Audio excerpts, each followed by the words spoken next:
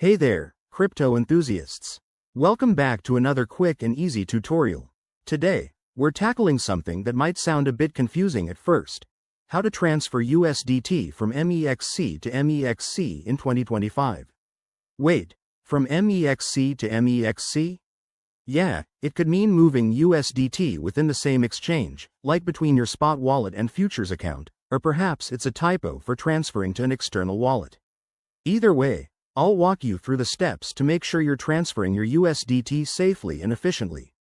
Let's dive in. First things first, make sure you have a verified Mexc account. If you don't, head over to the Mexc website, sign up, and complete the verification process. It's super straightforward and only takes a few minutes. Once you're logged in, head to your dashboard and locate the Wallets section.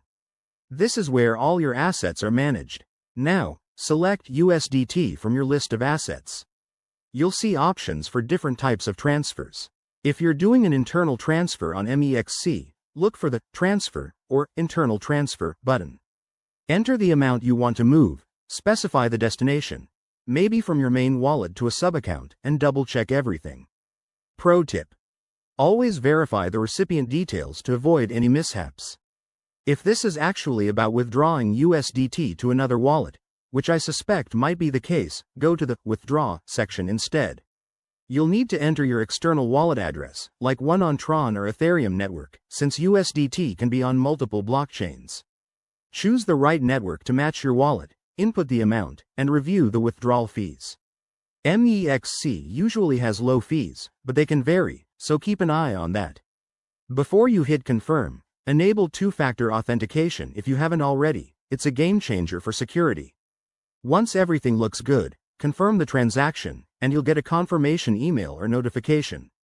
Transfers are typically fast, often within minutes, but it depends on the network congestion. And there you have it. By following these steps, you'll be transferring USDT like a pro in no time. Remember, crypto can be volatile, so always stay cautious. If you found this helpful, give it a thumbs up, subscribe for more guides, and drop your questions in the comments below. Thanks for watching, and I'll see you in the next video.